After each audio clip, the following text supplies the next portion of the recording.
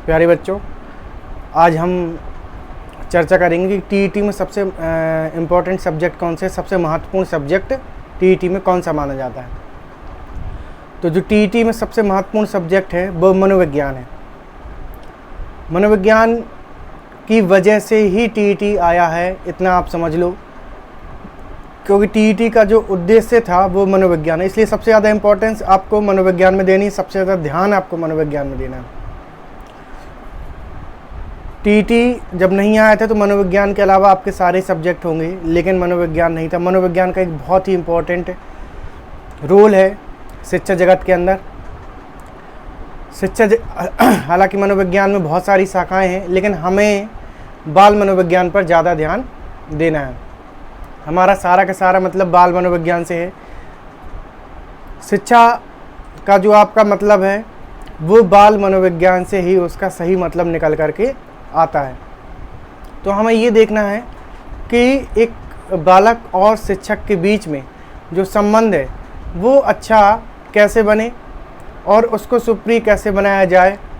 एक शिक्षक बालक को बहुत अच्छी तरीके से समझ सके, जान सके, यही शिक्षा मनोविज्ञान का क्या है, उद्देश्य है।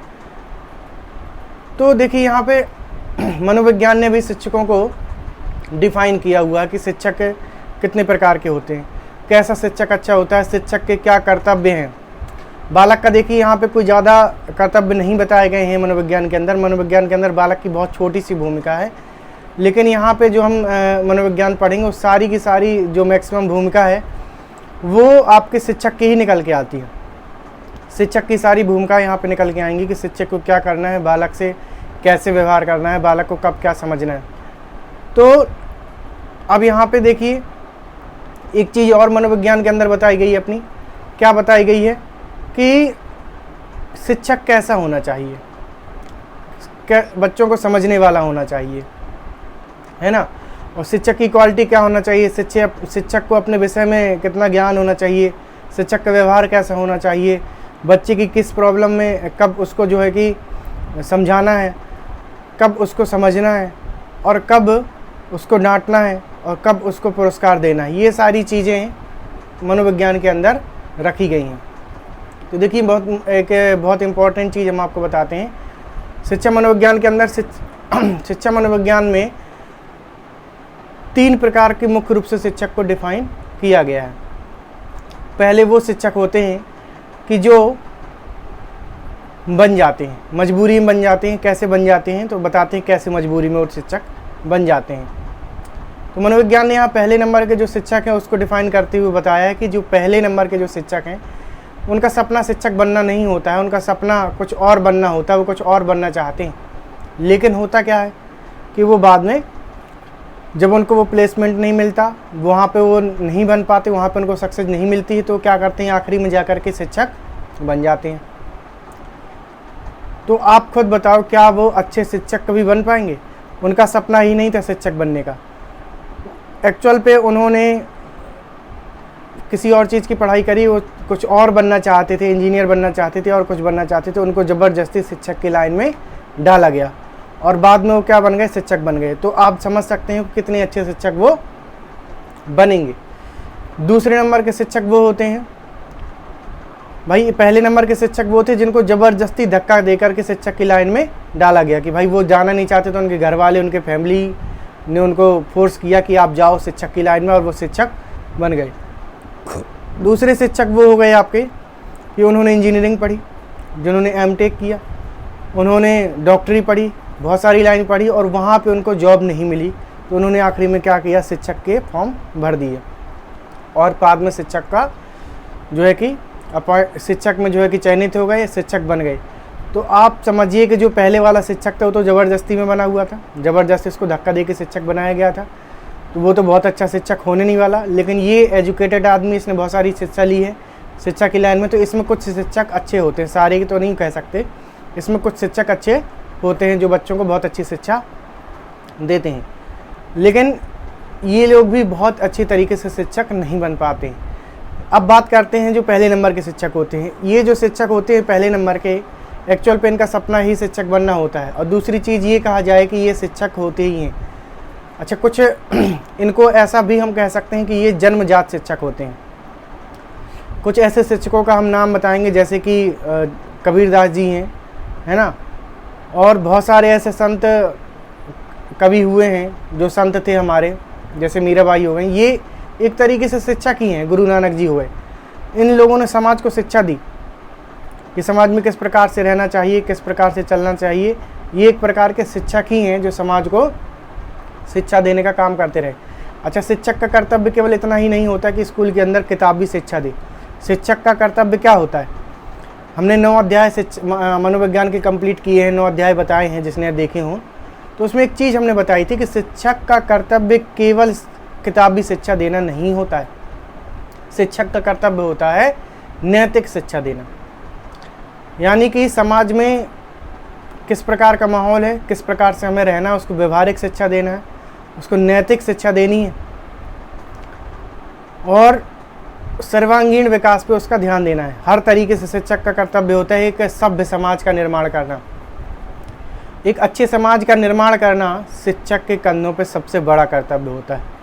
तो शिक्षक का कर्तव्य केवल सरकारी नौकरी पा कर के, सैलरी पाकर अपनी लाइफ को एंजॉय करना नहीं होता है। अगर आप अच्छे तरीके से समझो कि आपने शिक्षक बन गए और आपने सैलरी मिली और सैलरी का आपने लाइफ टाइम एंजॉय किया और आखिरी में इस दुनिया से चले गए, तो क्या आपने शिक्षक का सही कर्तव्य निभाया? बिल्कुल भी नहीं निभाया। शिक्षक का सही कर्तव्य होता है समाज के जो स्तंभ है उनको मजबूत करना, समाज की नैतिकता को बनाए रखना, समाज को जो सामाजिकता है उसको बरकरार रखना, और समाज में केवल अपने स्टूडेंट्स को ही नहीं बल्कि समाज के जो भी लोग हैं उनको सही रास्ते पे लाना। ये शिक्षक का कर्तव्य होता है। तो मनोविज्ञान ने यहाँ पे हमारा बहुत बड़ा सहयोग किया है शिक्षक के लिए।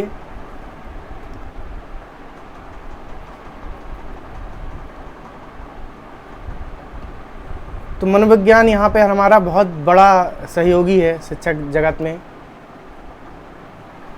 तो कैसे हम बताते हैं कि जब तक मनोविज्ञान नहीं था तब तक शिक्षक क्या करते थे, उनको स्टूडेंट को समझने में बड़ी समस्या आती थी। लेकिन जब से मनोविज्ञान आया है तब से बहुत सारी सुविधाएं हो गई। हमारे जो मनोवैज्ञानिक उन्होंने बहुत सारी खोज की, और उन्हीं खोजों के आधार पर आज हम शिक्षा को अपने बच्चों तक पहुंचाते हैं। तो जैसा कि हम लोगों ने पढ़ा हुआ है मनोविज्ञान में कि पहले जो शिक्षा के लिए जो मनोविज्ञान जो विषय है अपना, ये विषय पहले दर्शन शास्त्र के अंतर्गत आता था। शिक्षा मनोविज्ञान पहले दर्शन शास्त्र के अंतर्गत आता था। बाद में इसको स्वतंत्र विषय के लिए क्या मिला, स्वतंत्र विषय के लिए इसको स्वीकार किया गया कि एक स्वतंत्र विषय 20वीं शताब्दी में। इसके पहले ये दर्शन शास्त्र के अंतर्गत आता था। तो अब देखिए यहाँ पे बहुत सारे मनोवैज्ञानिक पहले आए, वाटसन आए, ठीक है, जेम्स थे, उन्होंने क्या किया, अपनी अपनी थ्योरी दी, है ना। पोम्पोनोजी आए, उन्होंने अपनी थ्योरी दी, लेकिन सबकी थ्योरी क्या करी गई, यहाँ पे रिजेक्ट कर दी गई। आखिरी में जो आते हैं वाटसन ने व्यवहारवाद का सिद्धांत दिया। तो जो वाटसन ने व्यवहारवाद का सिद्धांत दिया है उसी के आधार पे हमारा सारा मनोविज्ञान टिका हुआ है। और जो हम टीईटी पे मनोविज्ञान पढ़ते हैं शिक्षकों के लिए, टीईटी में, टीजीटी में, या फिर शिक्षा जगत से जुड़ी किसी भी लाइन में हम जो मनोविज्ञान पढ़ते हैं, तो उस मनोविज्ञान का जो आधार होता है वो हमारा क्या होता है, वाटसन के ऊपर भी टिका होता है। वाटसन का सिद्धांत क्या है? वाटसन का सिद्धांत है, वाटसन की आप एक थ्योरी पढ़ी हुई, एक मैसेज उन्होंने दिया था एक छोटा सा। उन्होंने कहा था कि तुम मुझे कोई नवजात शिशु दे दो, तुम मुझे कोई नवजात शिशु दे दो, और जैसा मैं कहता हूँ वैसा तुम मुझे माहौल दे दो। उसके बाद जैसा तुम चाहोगे मैं बच्चे को वैसा बना दूंगा। उसको अगर आप चाहो तो इंजीनियर, चाहो तो इंजीनियर बना दूंगा, डॉक्टर चाहो तो डॉक्टर बना दूंगा, चोर चाहो तो चोर बना दूंगा, वकील चाहो तो वकील बना दूंगा, जो चाहो। एक अपराधी बनाना चाहो तो अपराधी, और एक अच्छा इंसान बनाना चाहो तो अच्छा इंसान में उसको बना सकता हूँ। तो वाटसन का सीधा सीधा यहाँ पे सिद्धांत है कि बच्चे की सारी केयरिंग और बच्चे का जो देख रेख होता है उसी के आधार पे बच्चे का डेवलप होता है। यानी कि गार्जियन जैसा चाहे वैसा अपने बच्चे को बना सकते हैं। यदि हम छोटे से उसकी रुचि जिस चीज़ में लगा देंगे, जो चीज़ उसको सिखाएंगे, बड़े में वो बच्चा वही बन जाता है। तो यहाँ पे हमें बच्चे को छोटे से ध्यान देना है, बच्चे की केयरिंग करना और उसको सही दिशा में ले जाना एक तरीके का विज्ञान है। तो उस विज्ञान को हमें समझना चाहिए और उसको फॉलो करना चाहिए। जब तक हम उसको समझेंगे नहीं तब तक उसको फॉलो नहीं कर पाएंगे। तो मनोविज्ञान का यही मतलब था। इसी तरीके से एक है वाइगोत्स्की थे। वाइगोत्स्की ने सामाजिक मनोविज्ञान का सामाजिक सिद्धांत दिया है। उनका कहना था कि बच्चे को समाज में जिस प्रकार का माहौल मिलेगा, बच्चे का विकास भी उसी तरीके से होता है। तो सबसे पहला नाम वॉटसन के लेंगे। वॉटसन का मतलब था घर के माहौल, उनके माता पिता और उनके जो गार्जियन हैं वो कैसा माहौल बच्चे को दे रहे हैं। तो वो जो माहौल बच्चे को दे रहे हैं उससे उसका डेवलप होता है। फिर उसके बाद तुम्हारी वाइगोत्स्की की थ्योरी आ जाती है। वाइगोत्स्की बताते हैं आपके कि जैसा समाज में आपको माहौल मिलता है वैसे आप बन जाते हो। तो पहला माहौल घर का और दूसरा माहौल समाज का। तो दोनों चीज़ बहुत ज़्यादा इंपॉर्टेंट है, लेकिन पहला सबसे ज़्यादा इंपॉर्टेंट आपके घर का माहौल है। ये वॉटसन की थ्योरी है। जब वॉटसन कह रहे हैं कि मैं किसी बच्चे को वैसा बना सकता हूँ जैसा आप चाहो, बस मुझे वैसा माहौल देना चाहिए। तो सीधी सीधी बात है, उन्होंने कहा हुआ है कि कोई भी बच्चा जानबूझकर गलत रास्ते में नहीं जाता है, वो अपने आप नहीं बिगड़ता है। उसके पीछे जो बहुत बड़ी थ्योरी वॉटसन ने दी हुई है कि मतलब उनके गार्जियन हैं, उनके माता पिता अगर उनको शुरू से ध्यान ना दें तो वो गलत रास्ते में चला जाता है। अच्छा, एक चीज़ आपने देखी, जो बच्चे रास्ते पे आपको भीख मांगते हुए मिलते हैं, जो बच्चे आपको रास्ते में भीख मांगते हुए मिलते हैं, तो यकीन मानो उनके अधिकतर उनके माता पिता भी आपको भीख मांगते मिल जाएंगे। तो जब वो बच्चे हुए तो उन्होंने अपने माता पिता को भीख मांगते हुए देखा और वो धीरे धीरे भीख मांगना उन्होंने भी शुरू कर दी। उनकी मेंटेलिटी वही भीख मांगने वाली बन जाती है। इसी तरीके के और भी समाज में बहुत सारे उदाहरण हैं। हालांकि देखो, ऐसा कह नहीं सकते हैं कि बॉलीवुड स्टार का लड़का बॉलीवुड स्टार बन जाएगा, डॉक्टर का लड़का डॉक्टर बन जाएगा। ज़रूरी नहीं है कि एक टीचर का लड़का टीचर बने, डॉक्टर का लड़का डॉक्टर बने, क्रिकेटर का लड़का क्रिकेटर बने, लेकिन मैक्सिमम चांस उनके बन जाते हैं कि एक बॉलीवुड स्टार का लड़का बॉलीवुड स्टार बन जाता है, क्रिकेटर का लड़का क्रिकेटर बन जाता है और टीचर का लड़का टीचर बन जाएगा, डॉक्टर का लड़का डॉक्टर बन जाएगा। मैक्सिमम चांसेज उसके हो जाते हैं। ठीक है, यदि कोई लकड़ी का काम करता है तो बच्चा बड़ा होकर के भी अधिकतर चांसेज उसके होते हैं कि वो भी लकड़ी का काम करने लगता है। लोहे का काम करते हैं तो लोहे का काम करने लगते हैं।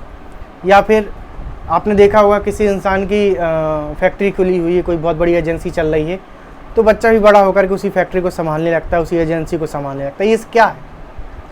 अगर आप ध्यान दो तो ये चीज़ क्या है? ये वही चीज़ है, एनवायरनमेंट। आपके घर का एनवायरनमेंट और आपके समाज का एनवायरनमेंट। आपको कैसी सुविधाएं मिली, आपको जिस प्रकार की सुविधाएं समाज से मिलती हैं आप वैसा बन जाते हो। किसकी थ्योरी है? ये वाइगोत्स्की की थ्योरी है। और जो आपके वॉटसन की थ्योरी थी वो क्या थी कि जैसा मुझे बच्चा दे दो, उसके बाद जैसा मैं चाहता हूँ वैसा तो मुझे माहौल दे दो, तो आप जो चाहते हो मैं बच्चे को वैसा बना दूंगा। तो सीधी सी बात है, अगर माता पिता चाहें तो अपने बच्चे को कुछ भी बना सकते हैं। बस बात सिर्फ इतनी ही कि उसको छोटे से ध्यान देना पड़ेगा। जब बच्चे की उम्र छोटी होती है, जब वो इस दुनिया में आता है, जब वो कदम रखता है, तब से लेकर के उसको क्या करना पड़ेगा? ध्यान देना पड़ेगा। अगर हम उसको छोटे से ध्यान नहीं देंगे तो कभी भी उसका माइंड डेवलप नहीं हो पाएगा। एक बहुत छोटा सा उदाहरण हम आपको देते हैं। टीना डाबी का नाम आपने सुना होगा। Tina Dabi all India first rank topper है यूपीएससी की। यूपीएससी में ऑल इंडिया पहली रैंक पर वो आई थी। पहली बार उसने एग्ज़ाम दिया था, यूपीएससी का एग्ज़ाम उसने पहली बार दिया था और आईएएस में उसने पहली रैंक हासिल करी थी पूरी इंडिया में। तो ऐसा इतिहास में पहली बार हुआ है कि किसी लड़की ने पहली बार एग्ज़ाम दिया यूपीएससी का और पहली रैंक से वो पास हुई है पहली बार के एग्ज़ाम में। हालांकि ऐसा होता नहीं, कई बार एग्ज़ाम देना पड़ता है तब जाकर के पहली रैंक पे आते हैं पहली बार में, या फिर जब कोई एग्ज़ाम देते हैं तो पहली रैंक नहीं आती है, दूसरी तीसरी आ जाती है। लेकिन ऐसा पहली बार इतिहास में हो कोई लड़की जा कर के पहली बार एग्ज़ाम दे रही है और टॉप रैंक पे वो आ जाती है। तो यहाँ तो आपने देख लिया टॉप रैंक वो आ गई। आप उसका जो है कि थोड़ा सा बैकग्राउंड देखो तो आपको समझ में आएगा कि उनके माता पिता ने उसका छोटे से केयरिंग करी। उनके मम्मी पापा एक दूसरी ही लाइन के हैं, वो IAS UPSC लाइन के बिल्कुल भी नहीं है, सिविल सर्विसेज में नहीं है वो लोग शायद इंजीनियर्स हैं, लेकिन उनका जो रूटीन था, उनका जो रुझान था, उनको लगा कि मुझे अपनी बच्ची को IAS बनाना है, UPSC एग्ज़ाम क्वालिफाइड कराना है, तो उन्होंने छोटे से उसको जो है कि UPSC की तरफ रुझान लगाया। अब क्या था, उसके एक बारे में एक छोटी सी बात सुनने को मिली है। कहा जाता है कि उनके माता पिता ने जब वो 5 वर्ष की थी तो जो दुनिया का जो नक्शा होता है, जो ग्लोब होता है, वो पूरा उनको याद करवा दिया था।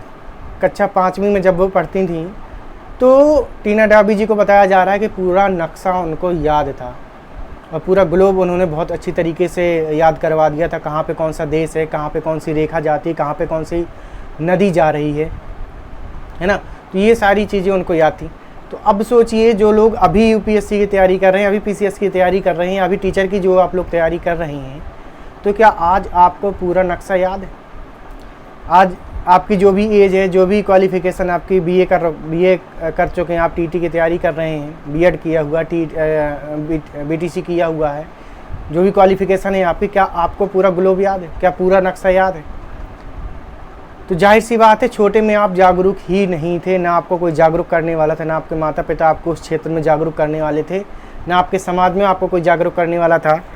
और जो आपके जो टीचर मिले हुए हैं, जो स्कूल में आपको टीचर मिले, तो उस समय जब आप याद रखिए, जब आप छोटे थे, जिस स्कूल में आप पढ़ते थे, उस समय मनोविज्ञान वहाँ पे नहीं था। तो एक चीज़ याद करिए, जब छोटे में आप विद्यालय जाते थे, टीचर आपको उतना ज़्यादा नहीं समझते थे। क्यों नहीं समझते थे? क्योंकि वहाँ पे उस समय मनोविज्ञान का कोई भी बोलबाला नहीं था, मनोविज्ञान का उतना ज़्यादा इम्पोर्टेंस नहीं थी, मनोविज्ञान का उतना प्रभाव नहीं था हमारी शिक्षा पे। तो ना तो शिक्षक ध्यान देते थे हमारे ऊपर, और ना ही बाकी सब बच्चे जो होते थे, सब बच्चों के ऊपर एक साथ ध्यान नहीं दे पाते थे। तो हमने खुद फील किया कि छोटे में कि जो टीचर होता था, कुछ बच्चों पे ज़्यादा उनका ध्यान रहता था और बाकी बच्चों पे ज़्यादा ध्यान वो नहीं देते थे। क्लास का जो टॉपर होता था उस पर ध्यान होता था, क्लास में जो सबसे पीछे बच्चा होता था उसमें ध्यान होता था, बीच के बच्चों पर उतना ज़्यादा ध्यान नहीं दिया जाता था। लेकिन अब ऐसा नहीं है, अब ये चीज़ बदल चुकी है। अब हमें क्या करना है, अब टीचर के ऊपर एक शिक्षा मनोविज्ञान जो चल रही है अपनी RTE और NCF के तहत एक रूल्स बनाया गया है कि आपको हर बच्चे को ध्यान देना है। जो बच्चा कमज़ोर है उसको बाद में थोड़ा सा गाइड करनी है और उसके माहौल को चेक करना है। और इतना ही नहीं, वो बच्चे के अंदर क्या प्रॉब्लम है, उसकी फैमिली में क्या प्रॉब्लम आ रही है, उसको कौन सी ऐसी प्रॉब्लम आ रही है, किस वजह से जो है कि वो आगे नहीं बढ़ पा रहा है, वो भी आपको सही करनी है। उसको समझना है कि उसके अंदर क्या प्रॉब्लम आ रही है, उसकी प्रॉब्लम को सॉल्व करना है। उसकी प्रॉब्लम को सॉल्व करने के बाद आपको जो है कि उसको आगे शिक्षा देनी है। यहाँ पर आपको ये भी डिसाइड करना है कि बच्चे को कोई प्रॉब्लम ना हो। कोई प्रॉब्लम हो तो पहले आप उसको देखोगे, ना कि डायरेक्ट आप शिक्षा देने लगोगे। तो यहाँ पे देखिए बहुत बड़ी जो है कि बात निकल के आ रही है कि जो बच्चा है वो अब जो नए शिक्षक बन रहे हैं टीचर, अगर वाकई में मनोविज्ञान का उनको बहुत अच्छे से ज्ञान होगा तो वो कोशिश करेंगे। जो हम लोग TT की परीक्षा देने जा रहे हैं, तो आपको पता है इसमें कक्षा 1 से लेकर के 5 तक आप शिक्षक बनने जा रहे हो, तो कोशिश करना, आप शिक्षक बन रहे हो तो एक अच्छे शिक्षक बनने की कोशिश करना, एक अच्छे शिक्षक बनो और कोशिश करना कि जो भी आपके सब्जेक्ट हैं वो आप बहुत अच्छी तरीके से बच्चों को पढ़ाओ। उससे क्या होगा, आपका माइंड भी डेवलप होगा और बच्चों का भी भविष्य बेहतर बनेगा। और आपको एक बहुत अच्छी, हालांकि आप यहाँ पे 90% तक योगदान जो है कि माता पिता का होता है बच्चों की नींव मजबूत करने का, उनको माहौल देने का। 10% टीचर का होता है। लेकिन अगर आप चाहो कि कोई बच्चा गरीब परिवार से है या फिर उतना अच्छा माहौल उसको नहीं मिला, तो आप भी कोशिश कर सकते हो कि आप बच्चों को अच्छा माहौल दे दो। आप कोशिश करो कि उसको ग्लोब पूरी तरीके से याद करवा दो, पूरा नक्शा उसको अच्छी तरीके से याद करवा दो, तो उसका भी आने वाले भविष्य में उसको बहुत बड़ी सुविधा मिल जाएगी और वो बच्चा आपका ज़िंदगी भर धन्यवाद करेगा। तो आप कोशिश करना एक अच्छे शिक्षक बनने की। तो यहाँ पे हमने TT में जो सबसे महत्वपूर्ण विषय है मनोविज्ञान, उसके बारे में चर्चा करी, आपको बताया कि मनोविज्ञान कितना इम्पोर्टेंट विषय है और वाकई में मनोविज्ञान एक बहुत ही महत्वपूर्ण विषय है। एक वीडियो में इसकी सारी चर्चाएं नहीं करी जा सकती हैं। एक वीडियो में आप मनोविज्ञान की सारी इम्पोर्टेंस को नहीं समझ सकते हैं। आपको मनोविज्ञान की सारी इम्पोर्टेंस समझने के लिए आपको लगातार हमारे साथ जुड़े रहना पड़ेगा। तो आप हमारे साथ लगातार जुड़े रहिए, तो आप इसकी इम्पोर्टेंस को समझेंगे। आप धीरे धीरे, अभी ये शुरुआत है, आप जैसे जैसे हमसे जुड़ते जाएंगे लगातार, तो आप उसकी इम्पोर्टेंस को अच्छी तरीके से समझेंगे। अभी शुरुआत है, तो इतना हो सकता है पहली वीडियो में उतना सारा मनोविज्ञान की इम्पोर्टेंस समझ में ना आई हो, लेकिन आपको बहुत जल्दी इसकी इम्पोर्टेंस समझ में आएगी। तो अगली वीडियो में जो मनोविज्ञान की अगली वीडियो आएगी, उसमें हम आपको ह्यूमन माइंड के बारे में कुछ इम्पोर्टेंट चीज़ बताएंगे, और ह्यूमन माइंड से रिलेटेड एक बहुत ही इम्पोर्टेंट थ्योरी हम देने वाले हैं। तो ह्यूमन माइंड से एक बहुत ही इम्पोर्टेंट थ्योरी जो आपको देंगे, वो आपको एक अच्छा इंसान और अच्छा शिक्षक बनने में बहुत मदद करेगी, और लाइफ में आगे बढ़ने के लिए मदद करेगी। तो ह्यूमन माइंड के लिए जो इम्पोर्टेंट थ्योरी हम देने वाले हैं, उसको जानने के लिए आपको क्या करना है, आपको सब्सक्राइब करनी है, और सब्सक्राइब करके जो बेल आइकन का बटन है वो दबा दें, ताकि जब हम माइंड के ऊपर आपको थ्योरी दें तब आपको पास वो नोटिफिकेशन पहुंच जाए। और माइंड एक बहुत ही गजब की चीज़ है, उसके बारे में, माइंड के बारे में जानने के लिए आपको हमारी चैनल सब्सक्राइब करना पड़ेगा। सब्सक्राइब कर लीजिए, तो माइंड के ऊपर जितने भी हम थ्योरी देंगे वो आपको बहुत जल्दी आपके पास नोटिफिकेशन के रूप में पहुंच जाएगी। तो चलिए मिलते हैं अगली वीडियो में।